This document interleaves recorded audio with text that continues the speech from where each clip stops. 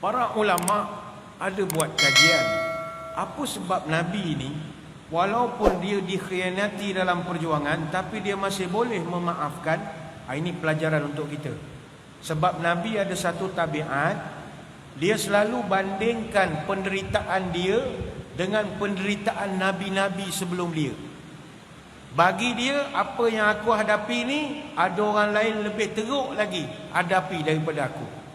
Jadi macam kita pun, katalah ada orang tipu kita, khianat kita, kita nak marah, rasa malas nak maafkan dia.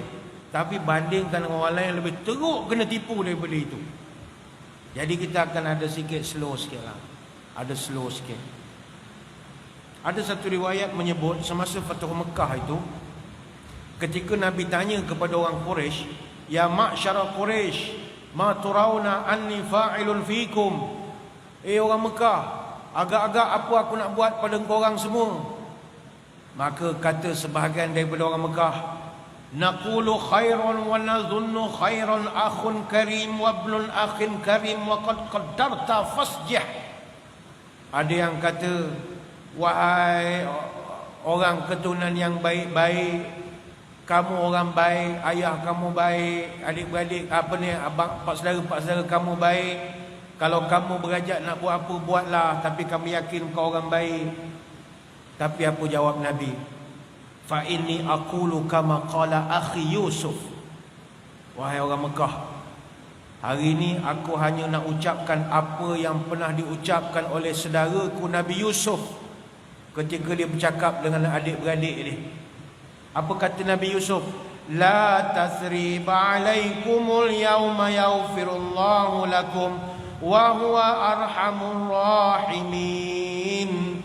Nabi Yusuf bersabda kepada abang-abangnya, "Tiada cercaan pada kamu hari ini. Semoga Allah ampunkan kamu, dan Allah lah paling penyayang antara yang penyayang." Surah Yusuf ayat 92. Rupanya Nabi kita bandingkan apa yang dia kena dengan apa yang Nabi Yusuf pernah kena. Nabi Yusuf, tuan-tuan, kena lebih teruk daripada Nabi kena. Kalau tuan-tuan perasan, Nabi kita hanya dikhianati, dicerca oleh siapa? Saudara mara dia. Tapi Nabi Yusuf, siapa yang khianat dia? Adik-beradik dia. Lagi huara lagi. Tuan-tuan, kita hidup, kalau bukan adik-beradik kita tolong kita, siapa lagi nak tolong? Walaupun satu dunia benci kita, tapi kita ada adik-beradik kita yang backup kita, kita kuat. Tapi rupanya adik-beradik yang bunuh kita. Kecewa dah tuan-tuan, kecewa. Adik-beradik ni benteng akhir. Setelah satu kampung tak suka kita, tapi sebab adik-beradik kita ada, abang kita ada, kakak kita ada, kita jadi kuat. Adik-beradik ni menjadikan kita kuat. Walaupun kita tak kaya, tapi adik-beradik kita ada. Bayang perasaan Nabi Yusuf, dia dikhianati oleh adik-beradik dia sendiri. Dia Nabi Yusuf ni anak Nabi Yaqub. Nabi Yaqub ni dia ada 12 orang anak, isteri ada 4. Anak dia dengan Lia, Nabi Yaqub kahwin dengan Lia, dapat 6 anak. Rubin, Simuel, Lewi, Yehuda, Ishkhar dengan Zabulon. Dia kahwin dengan Rachel, dapat 2 anak, nama Yusuf dan Bunyamin. Bunyamin tu adik-beradik satu mak. Kahwin dengan Bilha, dapat 2 anak, nama Naftali dengan Dan. Kahwin dengan Zilfa, dapat 2 anak, Gad dengan Ashir. Adik-beradik 12, khianat adik yang nama Yusuf. Ini cerita semua dalam Quran. Abang-abang dia bertuah punya abang, dia campakkan adik dia dalam perigi yang ada air. Kalau perigi buta tahan lagi, perigi yang masih ada air. Dalam tafsir Al-Alusi disebutkan Nabi Yusuf duduk dalam perigi ada air 3 hari. Abang punya kerja, abang-abang punya kerja. Balik siap nangis-nangis, beritahu ayah, adik dah kena bantai baham oleh haiwan buas binatang. Adik-beradik apa pesen macam tu? Nabi Yusuf duduklah dalam perigi. Dijumpai pula oleh satu kafilah perdagangan. yang dalam perjalanan daripada Syam nak pergi ke Mesir. Jadi mereka singgah ambil air. Ketika mereka timba air, tengok ada orang tarik, ada benda tarik. Dan ada budak umur belasan tahun, Yusuf. Jadi dia pun tarik. Ingatkan kafilah ni nak tolong Nabi Yusuf. Dia bantai pergi jual buat Nabi Yusuf. Ni geng-geng ahli perniagaan. Benda boleh jual. Jual orang pun orang lah. Kata Ibn Mas'ud, Ibn Abbas dan Qatadah dalam tafsir, mereka jual Nabi Yusuf di Mesir dengan harga 20 dirham. Kata Imam Mujahid dalam tafsir, mereka jual Nabi Yusuf dengan harga 22 dirham. Kata Ikrimah dan Muhammad bin Ishaq, mereka jual Nabi Yusuf dengan harga 40 dirham. Bayanglah, kena buang. Kalau dalam tafsir daripada Al-Hasan diriwayatkan, Nabi Yusuf dibuang dalam perigi masa umur 17 tahun. Dia mana nak ambil SPM, bayanglah orang tengah sibuk tuition apa semua nak periksa, kau boleh campak dalam perigi dah tak boleh periksa. Kalau kita sudah peras tuan-tuan, kecewa betul. Dan dia berpisah dengan ayahnya 80 tahun. Dipisahkan. Dikatakan Nabi Yaqub dia menangis sampai buta mata. Macam Kasim Selamat lah. Sedih sangat. Anak kesayangan yang paling cerdik nak sekolah, nak belajar. Yang lain-lain ni tak berapa nak sekolah dah. Yang ini yang menjadi sikitnya. Yang ini pula matilah. Tapi Nabi Yusuf ni umur panjang. Dia wafat umur 120. Dia sempat lagi hidup dengan ayah dia lepas itu. Cerita Nabi Yusuf ni tuan-tuan semua tahu. Dia daripada seorang hamba yang dijual, sampailah dia jadi pemerintah Mesir. Dia jadi menteri, Perdana Menteri Mesir. Ketika dia dah jadi macam Raja Mesir lah kita panggil, datang adik dia Bunyamin. Dia cam adik dia. Lepas tu dia panggil adik-beradik dia yang lain datang, yang khianat dia dalam perigi dulu. Bawa sekali ayahnya Nabi Yaqub yang dah tua. Adik-beradik dia yang campak dalam perigi ketika dititah masuk istana semua menggigil. Matilah nak, matilah. Ini orang kita campak sekarang dah jadi raja mah. Matilah nak, matilah. Takut. Tapi apakah jawab Nabi Yusuf kepada mereka? La tathriba alaikumul yaum yaghfirullahu lakum wa huwa arhamur rahimin. Nabi Yusuf kata pada abang-abang dia, hari ini tidak ada cercaan pada kamu. Moga Allah ampunkanlah segala kesalahan kau, sebab dialah Maha Penyayang antara semua yang menyayangi. Surah Yusuf ayat 92. Jadi bagi Nabi kita, aku kena khianat ini sikit punya hal. Padahal bagi kita dah besar dah. Nak bagi Nabi kita, Nabi Yusuf lagi teruk kena mah. Dia kena campak perigi mah. Saya mana ada masuk perigi mah. Dia ada fikir begitu. Itu yang dia jadi tak dendam sangat pada orang. Dan Nabi kita pernah juga dalam perjuangan dikhianati oleh sahabat. Ada. Dalam perjuangan ada. Nabi pernah ada seorang sahabat kesayangan dia yang telah membocorkan rahsia negara. Pernah berlaku. Dalam riwayat disebutkan sebelum berlaku Fathu Mekah, rancangan untuk memasuki Mekah telah dibocorkan oleh sahabat. Sahabat yang membocorkan rancangan itu namanya Hatib bin Balta'ah radhiyallahu anhu. Dia buat satu surat, dia hantar ke Mekah, memberitahu kepada orang Mekah rancangan Nabi dan 10,000 orang nak masuk Mekah. Detail dia beritahu, berapa hari bulan, ikut jalan mana, apa semua.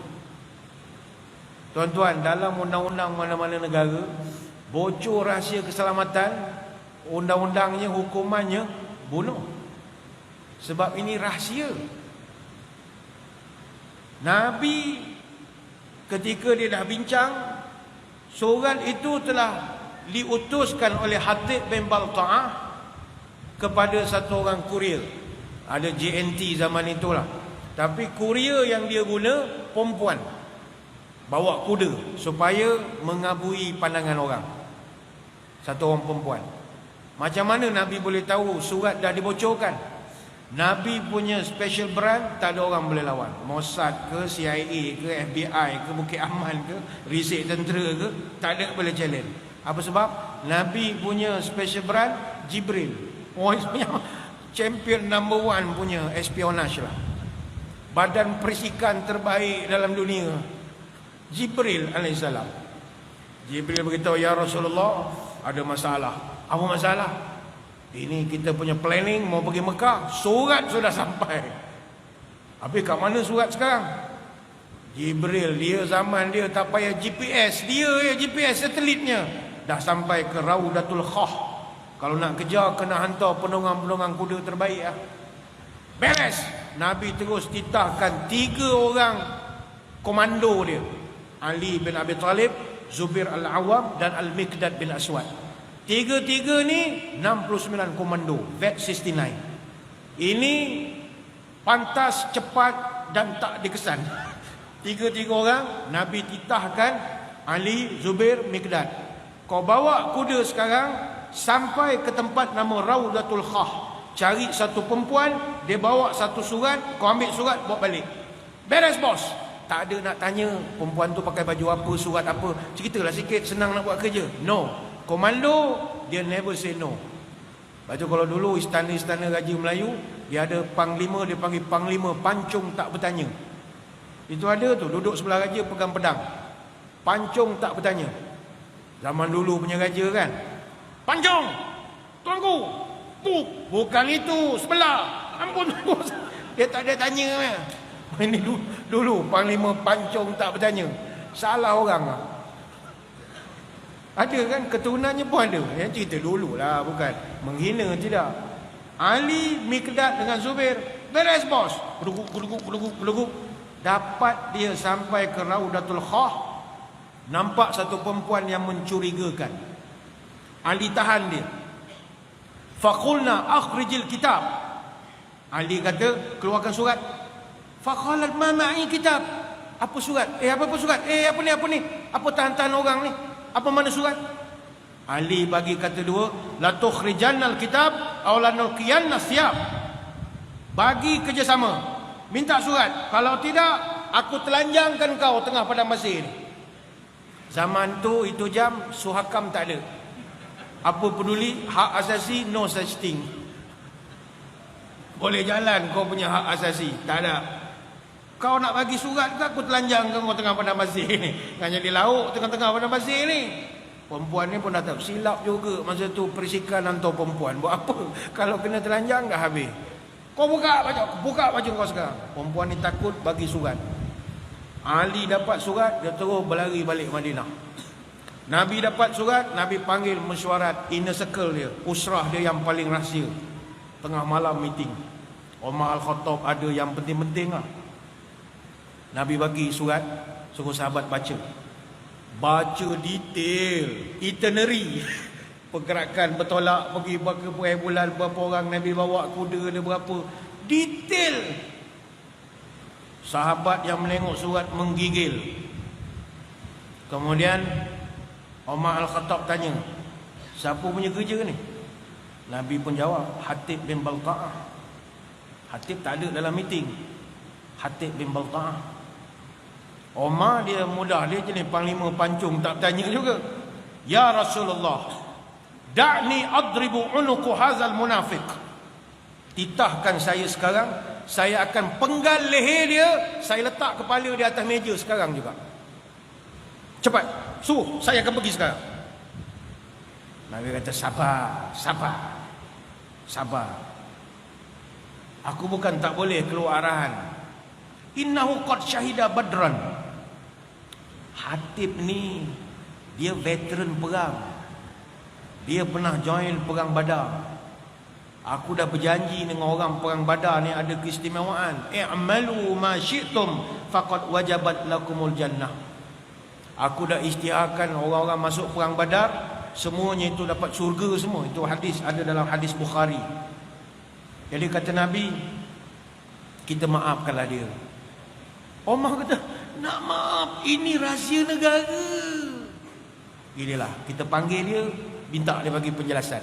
Nabi lembut. Panggil Hatib. Hatib menggigil. Siapa sangka surat boleh ada balik depan dia. Don't play-play lah ini. Perisikan number 1 lah Jibril. Hatib tengok dah. Dia dah kata matilah aku, matilah aku. Nabi tanya, apa sebab kau hantar surat? Ya Rasulullah, saya demi Allah bukan nak khianat. Saya sayang Islam. Saya bukan nak khianat. Cuma saudara saya masih ramai di Mekah ya Rasulullah. Saya hanya bagi dia orang supaya buat persiapan. Kita nak pergi, nanti pasti ada sekatan PKPD, PKP macam-macam. Kedai tutup, tak boleh keluar curfew 3 hari. Saya minta dia orang tolong siap belikan susu anak, siap-siap beras, beli apa yang patut, beli top up, apa yang patut lah. Tak ada niat pun saya nak khianat. Suruh dia orang standby aja. Itu je ya Rasulullah. Nabi diam. Tiba-tiba turun firman Allah. Ya ayyuhalladzina amanu la tattakhidhu aduwwi wa aduwakum awliya tulquna ilaihim bil mawaddah. Wahai orang beriman, jangan jadikan musuhku dan musuhmu sebagai teman setia yang engkau sampaikan kepada mereka berita-berita, dek kerana kasih sayang kamu kepada mereka. Surah Mumtahanah ayat yang pertama. Ayat itu tegur kepada Hatib bin Balta'ah dan juga tegur kepada kita semua. Mana tak boleh cerita, jangan cerita. Apa rahsia yang boleh simpan, simpan. Tak semua boleh share. Ada benda yang kita borak habis sini sajalah. Yang kau nak cerita-cerita, oh saya share ni sebab saya sharing is caring. Bukan. Ada benda tak sesuai share. Itu kita sama kita je. Micro moments yang kalau share become macro problem. Itu masalah share. Jadi tak payah share.